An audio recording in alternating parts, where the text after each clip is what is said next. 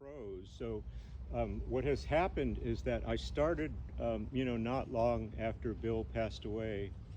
I don't know, someone said, well, I hope someone writes a book about Bill. And I said, well, I'm going to write a book about Bill. And I got a pretty good start on it, and I have a nice thick folder, and I have a couple chapters and that sort of thing. But somewhere in the middle of that, my wonderful agent, Paul Bresnick, suggested another book, and so I went in that direction. And that book is called Soil and Spirit, and I just finished it about 2 weeks ago. Cool. And sent it off to Milkweed, who's publishing it next spring. So exactly at that time, along comes the next Bill show. So here we are. I'm getting back into the Bill book, and I really hadn't looked at it in years, and I looked at it this morning, and it didn't seem so bad. So I thought maybe we'll start with this. So this is from the introduction. The book is actually called Words, and that will come up in this. But Bill actually created a very tall aluminum sculpture named Words. It's on one of the New York State campuses, maybe Potsdam or something, I'm not exactly sure. 3 figures talking, but many of his figures are talking, face to face. This book begins with Bill's work, his mastery as sculptor, his intelligence animated with humor, but it also begins with the man. One of the many gifts I received from Bill, Hafiz of Shiraz, an introduction to the Sufi master, leads me back to a friend and artist and to what we shared. His love of language and of poetry in particular influenced his work in a profound way. The poems of Shams Uddin Muhammad, deft and lyrical, composed almost 800 years ago, is one way to access the creative thought and artistry of an original and influential 20th century sculptor, very much in tune with his own time. Bill's work and his commentary on the artistic process and the strangeness or mystery of self resonates with the poetry of Hafiz. His verses question and take measure of the individual self in relation to the unknown. The friend is nearer to me than I am myself. This is puzzling. I am far from him. That's Hafiz. Although Bill is primarily known for creating a body of work that sings of comic gesture, and critics and viewers everywhere applaud his devilish crackerjack humor, spiritual themes, albeit crashing the limits of orthodox religion, also echo throughout his work. Though I never felt far from Bill in the 35 years of our friendship, when I explore the depth of our relationship, I recognize that we would often meet each other along paths of the self that begin and end in contradiction. That's Hafiz again. And such is the stuff that art is made of. This is a heady thing to explore, and Bill chose to explore it with his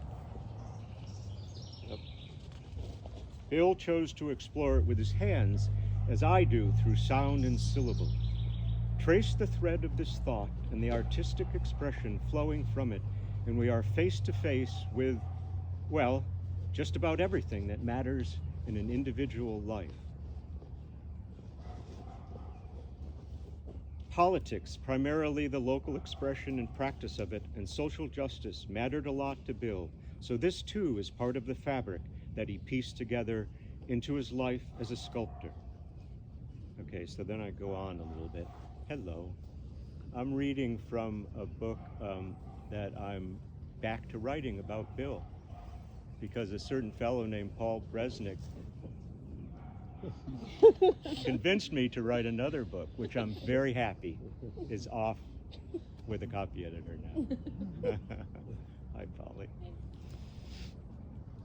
I first encountered Bill in 1981, shortly after he had met my mother-in-law, the painter Connie Fox, and we lived only a few miles apart, as the swallow flies, for 25 years until his death in 2015, a few days after his 90th birthday. He was a friend and stepfather to my wife, Megan, and grandfather to our 3 children. This book reflects the prejudice of our familial relationship and of that time span. It is the story of a life lived in art, and because I was beside him when he left this plane of existence, his death is part of the story. Despite what Euripides wrote 2,500 years ago, that death cannot be what life is, child. Life has hope, death has nothing. Bill's last moments did not resemble a descent into darkness, au contraire, as Bill would say, often say, but into light. I will take some risks in this book, and though I believe Bill would generally nod in my favor, and his intelligence was incisive and exacting, I take full responsibility for flights of fancy, common to poets, or egregious errors. My greatest risk would be to chatter on or to wax too critical in search of meaning. Bill's own commentary is hard to improve on. He was one of a kind, brilliant, subtle, outrageous, and hilarious at the same time, poetic, not academic. Art is like gravity or electricity, Bill said. Everybody knows what it does, but nobody knows what it is. He was a prolific artist. Some new combination of idea and material resulting in an object was a daily event. As a poet, I might plead that a writer's discipline is more demanding. I struggle to be concise, I become obscure. Bill might say, oh, get on with it. So follow me, reader, if you will, as I trace the journey of a man and my friendship with the artisan and his art through the emotions and actions common to us all. Wonder, joy, anger, laughter, jealousy, surprise, repulsion, disgust, admiration, confusion, love. Bill's figures were filled with humanity. Every pinch of clay or edge of aluminum or sheen of naugahyde, and humanity is made up of individuals who contain all of the above, whether acknowledged or no. I'm not sure whether an artist has a particular obligation to fulfill, nor was he, but Bill chose to enter his studio every day to carve or chisel or cut or sew, and to comment or question, and to act. The musicality of poetry was a delicious, common language in his sculpture, and it flowed as a silky current through our friendship. His last piece, completed just prior to his 90th birthday, and now looking over my shoulder, was a wooden portrait 4 feet in height of Basil Bunting, the great Northumbrian poet who happened to be, by lucky chance, my college teacher. Basil was a self-taught student of ancient Persian, who, among other things, became Britain's most accomplished interpreter of the affairs of the Near East at the close of World War II. He was a meticulous craftsman, like Bill, and also a music critic and a skilled translator of Hafiz. When Bill, self-effacing as usual, presented the gift, there's something out in the deck I want you to take a look at. I remembered the lines of Bunting that could serve as an epigraph to this book. Words, pens are too light. Take a chisel to write.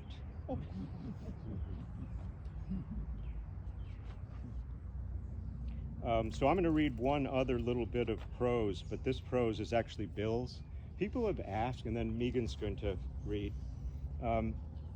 Many people have asked, did Bill write notes or a journal or something like that? And if he did, I don't know where they are, but I found one journal up in those of you who know his studio, he up the stairs and he worked in this very tiny space.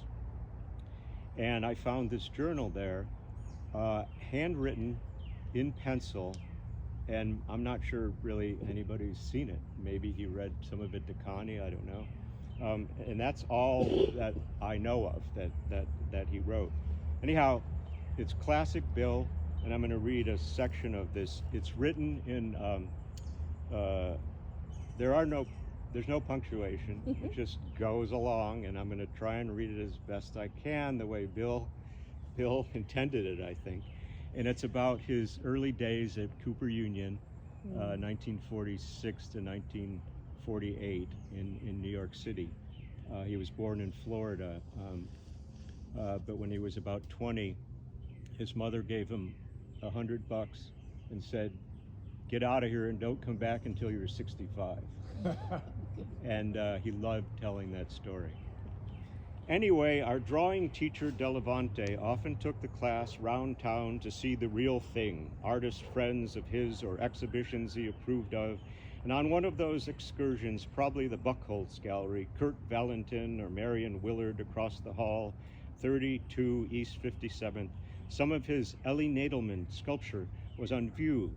This was early on, and those painted wood carvings, plus Cooper Union, plus just the whole New York City decided one art student's future right there on the spot.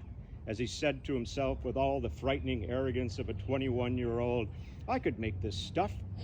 So that plus the other apotheosis at the Buchholz Willard show of David Smith, again a Delavante drawing class visit, Dorothy Kessler, wearing a huge Sam Weiner ring, said to me, looking at Smith's cockfight, "It looks like modern music," and begins wanging away at the sculpture with a ring. Bong, bong, bang, and here comes Kurt Valentin out of his office and reduces her to tears in about 10 seconds. She's crying.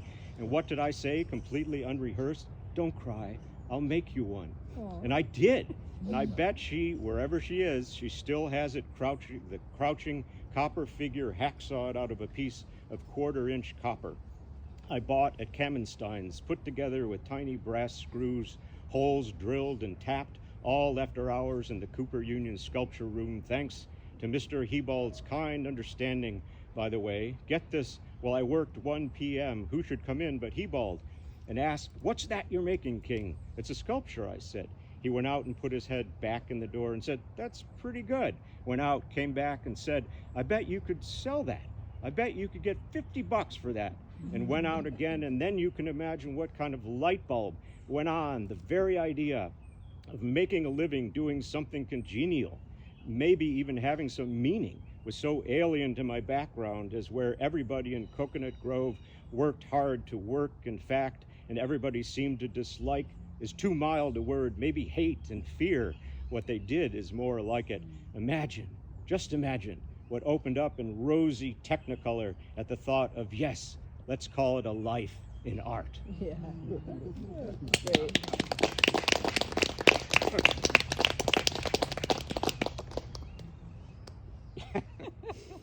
That's Bill. I'm just going to start at the beginning. Sky Chambers, page 9. Sky Chambers. Sky chambers set ringing with wind. Blue glass bowls of sound sedge deep in the pelvis of the bay. The slipway coddled with foam. At every step, the relief of tears. If there were a hill to climb to look out over the sentence of shoreline, this sandpiper's eye view might release me into the breadth of larger knowing. But here I am silt and wash of interned lets and silvers, inlet, outlet, the kindness of water that moves as it's willed to, and bears the life in cycles, like rings moving out and out, as if to reach a circle of harmony, if only on the last subtle swell, before it dies away in the water chambers set ringing with light. So I'm just going to keep moving forward, and so you can just turn the page. Place.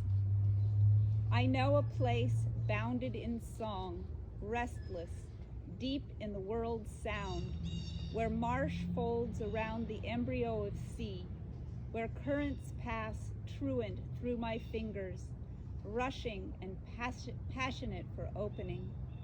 There, possibility quickens, kinder than curves that hold me to who I was. If again you play this resonance that undoes me, who hears but winter cloud and witch hazel blooming, impossibly bold in the January air?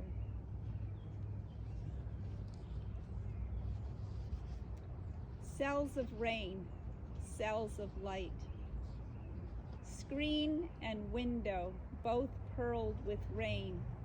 Each rain cell a cell of light, beautiful as any bounty of the small that returns the light to us with the generosity of things passing again to wholeness.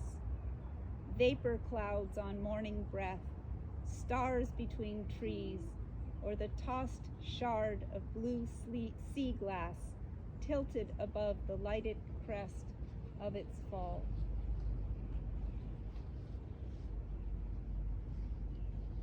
Smaller boats. Smaller boats drift as pleases, slip their turning into the wake of the great ones. Like children, cradle their buoyant bellies between smooth morning swells. The hollows mothers keep impressed long into year span. When winter holds below sea, winds abate, hills smooth, and the breath of smaller boats is all that plays over sea shoulders.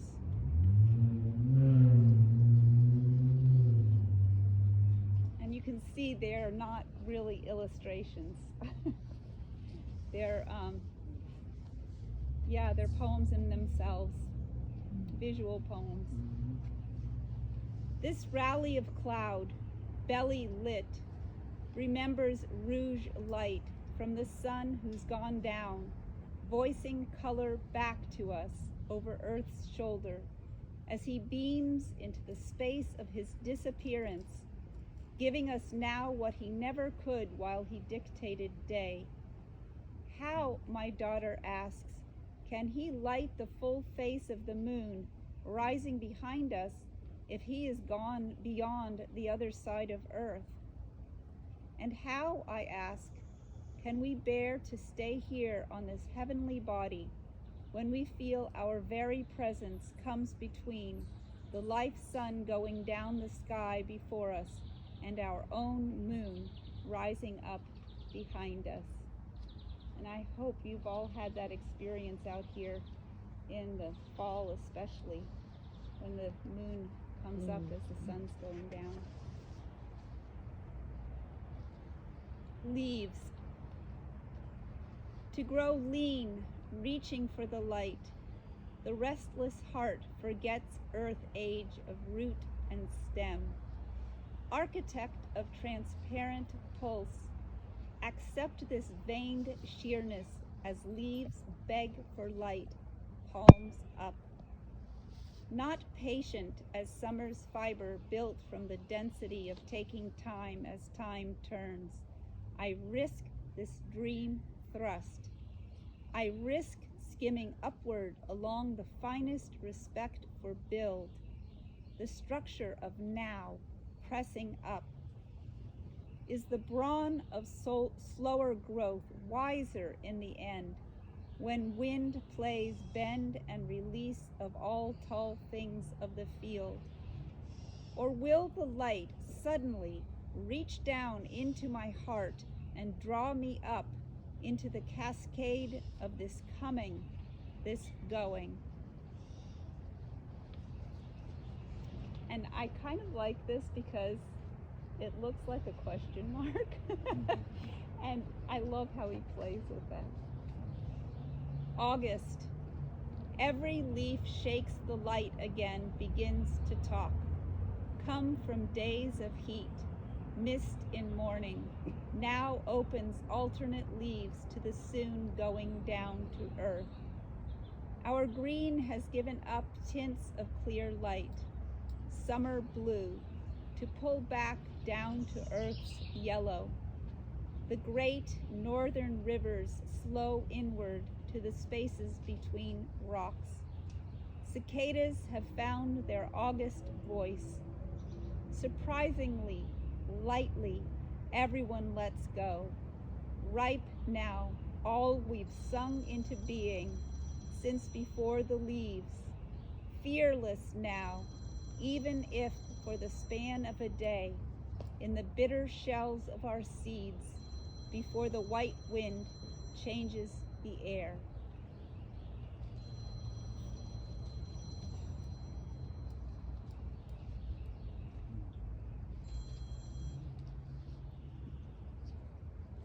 Okay, and And I'm going to read this one because this one is, so the next one is Field and Form, and this always makes me think of Quail Hill because of the wonderful wild bits that have the milkweed pods for, that are such an important part of the butterflies, the monarch butterflies.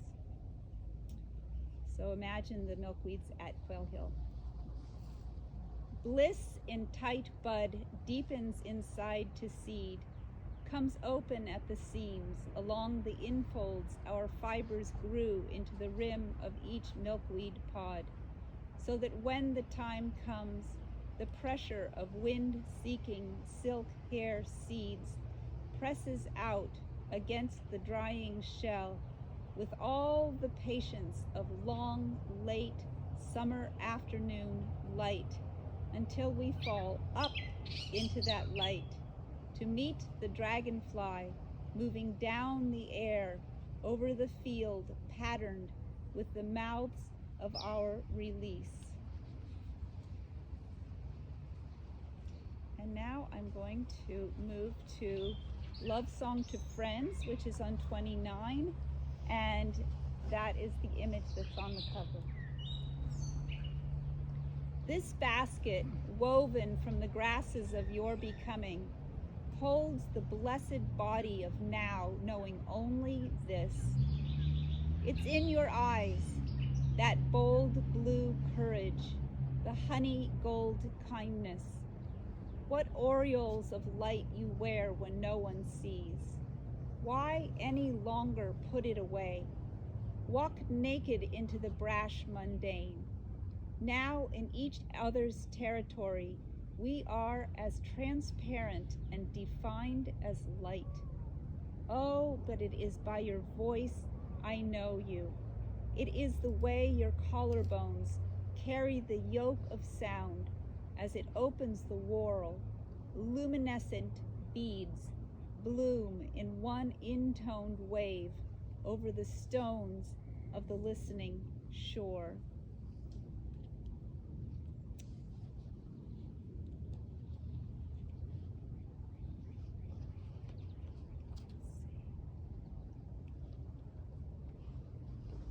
And then I'm moving to 41, which is Window Party.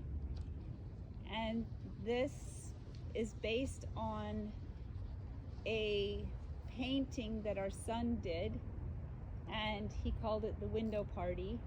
And it was 4 squares, like window panes, but each one painted a different color. And then you have Bill's image. Window Party.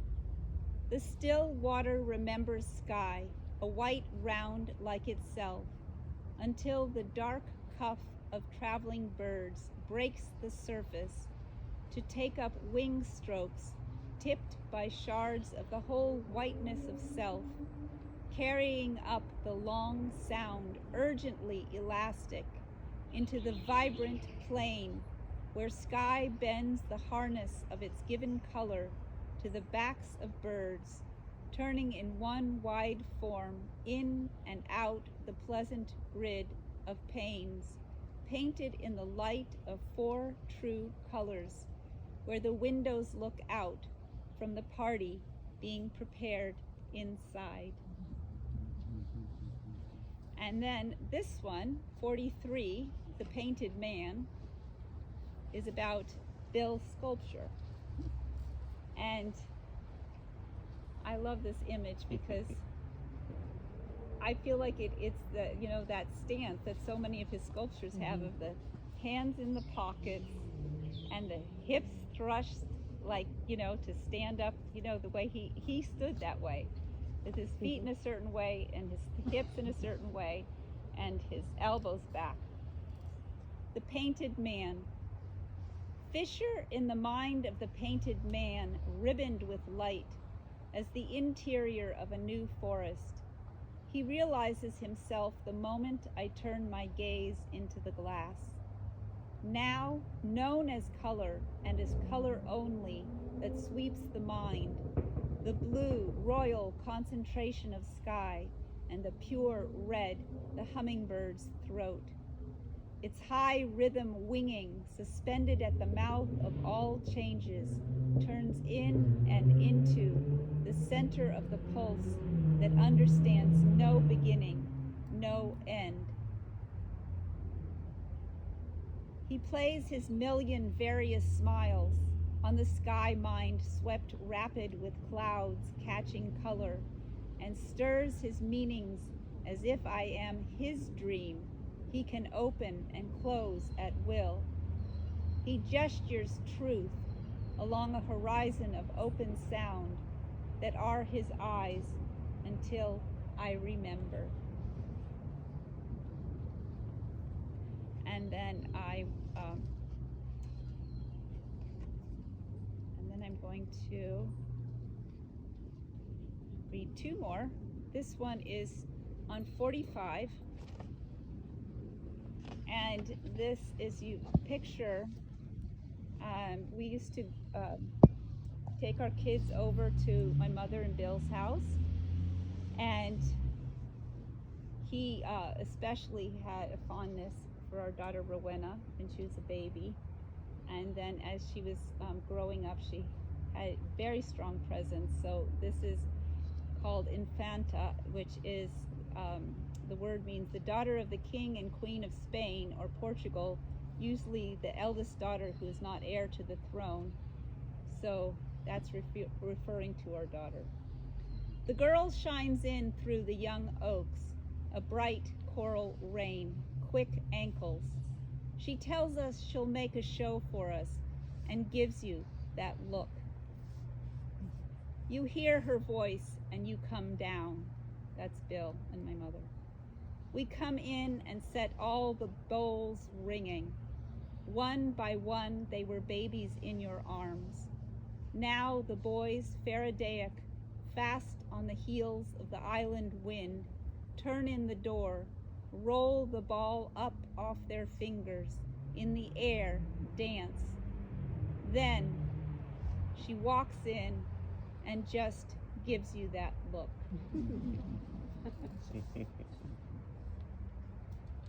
And then this last one is the last poem in the book, and it's page 55, and the reason that I made this the last poem is because this one is he memorized this and should say had it by heart, and he would recite it, you know, and also poems of Scott's when we would come in the door.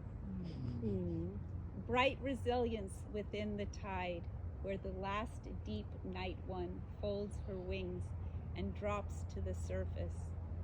Ferry boat in the shallows, rocks the shadow. One voice, one song ends on in-breath, and the current turns the prow. Thank you.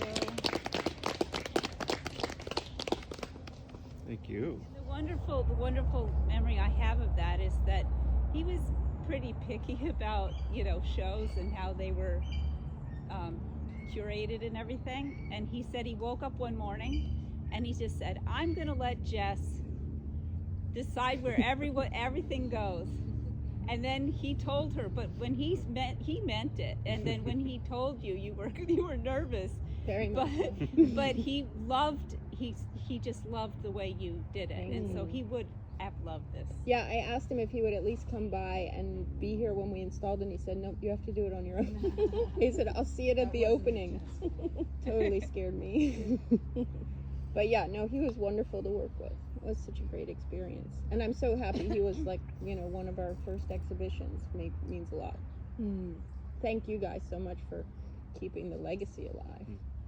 And it was wonderful, the reading that we did at that show, because he was still alive.